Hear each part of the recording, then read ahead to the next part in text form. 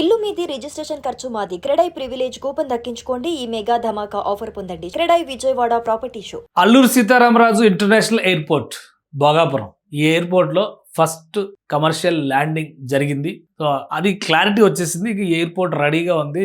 బహుశా ఒక 4-5 నెలల్లో లేదా 6 నెలల్లో మనం ఇక్కడ నుంచి ఎగరొచ్చు ఆకాశంలోకి అని చెప్పారు. కానీ ఒక క్రెడిట్ రేస్ నడుస్తుంది. కూటమి ప్రభుత్వం కట్టిందా, గతంలో వెళ్ళిపోయినటువంటి జగన్మోహన్ రెడ్డి ప్రభుత్వం కట్టిందా? సో ఈ గోల మనకు ఎందుకు? కానీ క్లారిటీ ఏంటంటే ఇంటీరియర్స్ మాత్రం అదరగొట్టేశారు. నేను కొన్ని గ్రాఫిక్స్ చూపించాను గతంలో, కానీ ఇప్పుడు ఒరిజినల్ ఫుటేజ్ కొంత డేటా వచ్చింది. ఎందుకంటే లోపల పూర్తిగా ఎవరిని అలౌ చేయలేదు, మీడియాను అసలు అలౌ చేయలేదు. లోపల ఉన్నటువంటి కొంతమంది మిత్రులు తీసి పంపినటువంటి కొన్ని వీడియోలు మీకు చూపిస్తాను. ఒక్కసారైనా అల్లూరు సీతారామరాజు ఇంటర్నేషనల్ ఎయిర్పోర్ట్ నుంచి అలా ఎగిరి వెళ్ళిపోవాలనిపిస్తుంది ఖచ్చితంగా మీకు. సో చూద్దాం. ఇది ఆల్రెడీ దీని గురించి పెద్దగా చెప్పాల్సిన అవసరం లేదు. ఎందుకంటే ఫస్ట్ కమర్షియల్ ల్యాండింగ్ కి సంబంధించి commercial validation flight super success అయింది భోగాపురం ఎయిర్పోర్ట్ లో. సో ఆ విజువల్స్ వచ్చినాయి, దృశ్యాలు వచ్చినాయి, అందరూ చూశారు. నేను అంతా సెలబ్రేట్ చేసుకున్నారు. సో ఎవరికి వాళ్ళు సెలబ్రేషన్స్ లో ఉంటే ఏపీలో మాత్రం రాజకీయం బాగా జోరుగా సాగింది. అధికార పార్టీ కంటే ఇంకా విపక్షం గట్టిగా ఉందని చెప్పడానికి ఏంటి, ఒకటే పనిగా ఊదరగొట్టేశారు. మేమే కట్టాం అని చెప్పి. దురదృష్టం ఏంటంటే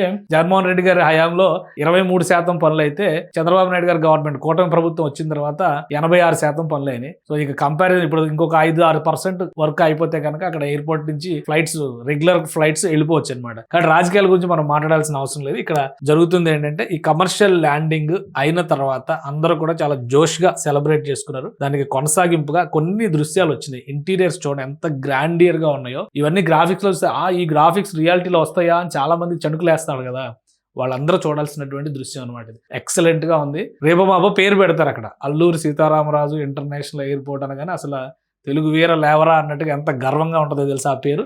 కాబట్టి ఇది మొత్తం ట్రాక్కి సంబంధించి, రన్వేకి సంబంధించి టోటల్ టెస్ట్లన్నీ కంప్లీట్ అయిపోయినాయి. ఇప్పుడు సేఫ్ ల్యాండింగ్ అయిన తర్వాత పెద్ద విమానం ల్యాండ్ అయింది కాబట్టి ఎలాంటి డోకా ఉండదు. అంతకుముందు చిన్న జెట్లు ట్రయల్స్ వేశారు. విమానం ల్యాండ్ అయిందంటే 2 విషయాలు సెట్ అవుతాయి. ఒకటి రన్వే ప్రాపర్గా ఉందని సర్టిఫికేషన్, 2 సిగ్నల్ ప్రాపర్గా ఉంది, ఏటీసీ నుంచి బ్రహ్మాండంగా పనిచేస్తుంది అనేటువంటి సర్టిఫికేషన్. సో ఈ 2 అయితే చాలు, విమానాలు దిగడానికి ఎలాంటి డోకా ఉండదు. ప్రయాణికులు వెళ్ళడానికి రావడానికి మాత్రం ఇదంతా కూడా గ్రీన్ ఫీల్డ్ ఎయిర్పోర్ట్. రాబోయే రోజుల్లో ఆ ఎర్రమట్టి అనేది కనబడదు. మొత్తం కూడా మంచి గ్రీన్ గ్రాస్ పెంచి ఒక సూపర్ లుక్ ఇచ్చేటువంటి అవకాశం ఉంది. దానికి తగ్గట్టుగా జిఎంఆర్ కూడా మంచి ప్లాన్స్ రెడీ చేసినట్టుగా చెప్తున్నారు. ఆ పక్కనే ఏరో సిటీ డెవలప్మెంట్ చేస్తున్నారు, ట్రైనింగ్ సెషన్స్ మొదలు పెట్టబోతున్నారు, కావాల్సినటువంటి మ్యాన్ పవర్ తీసుకొస్తున్నారు. ఇంకో విషయం ఏంటి తెలుసా, దీనికి కోతవేటు దూరంలో బ్రహ్మాండమైనటువంటి తాజ్ వివాంతా హోటల్ కూడా చకచకా నిర్మాణం చేస్తారు.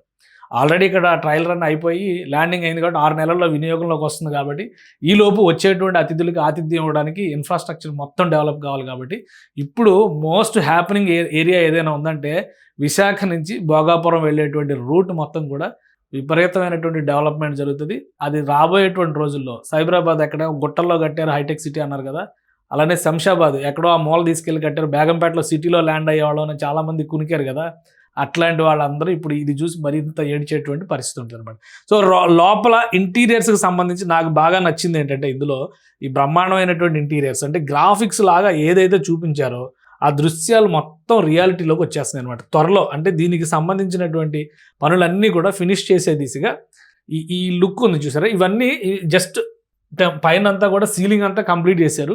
ఇవన్నీ కూడా ఇంకా స్టిక్కరింగ్ అవన్నీ తీయాల్సినవి చాలా ఉన్నాయి.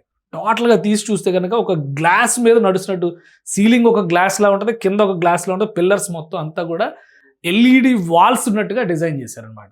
సో మొత్తం ఆ లుక్ అంతా కూడా భోగాపురం ఇంటర్నేషనల్ ఎయిర్పోర్ట్కి, అల్లూరు సీతారామరాజు ఇంటర్నేషనల్ ఎయిర్పోర్ట్కి వెళ్ళిన వాళ్ళు ఎవరైనా కానీ, లేదా అక్కడ దృశ్యాలు చూసిన వాళ్ళు ఎవరైనా కానీ ఒక్కసారి మళ్ళీ విశాఖ వెళ్ళి రావాలి మనం అని అనిపిస్తుంది. దేశంలో ఎక్కడున్నా, తెలుగు వాళ్ళు అయితే కనుక ప్రపంచంలో ఎక్కడున్నా కానీ కంపల్సరీ ఇక్కడ నుంచి విజిట్ చేయాలనిపిస్తుంది. సో ఎవరు కట్టారు, ఎవరు కట్టలేదు ఏంటనే చర్చ పక్కన పెడితే ఇలాంటి ప్రోగ్రెసివ్ ప్రాజెక్ట్స్ని వీలైనంత వేగంగా పూర్తి చేస్తే ఈ జనరేషన్ చూసే అవకాశం ఉంటుంది. ఈ జనరేషన్ డెవలప్మెంట్ని కూడా ఆస్వాదించేటువంటి అవకాశం ఉంటుంది. సో రాజకీయాలను పక్కన పెట్టి ఈ పని చేసినందుకు ఖచ్చితంగా ప్రస్తుతం ఉన్న ప్రభుత్వాన్ని అప్రిషియేట్ చేయాల్సిందే. ఎందుకంటే వీళ్ళు కట్టింది 18 నెలల్లో. అంతకు ముందర ప్రభుత్వం గురించి మనం మాట్లాడాల్సిన అవసరం లేదు. కేవలం 18 నెలల్లో ఇంత ఫాస్ట్గా దీన్ని వినియోగంలోకి తీసుకురావడం అనేది ఖచ్చితంగా ఒక అరుదైన రికార్డు. త్వరలో అల్లూరు సీతారామరాజు ఇంటర్నేషనల్ ఎయిర్పోర్ట్ నుంచి ట్రావెల్ చేసి తీరదాం.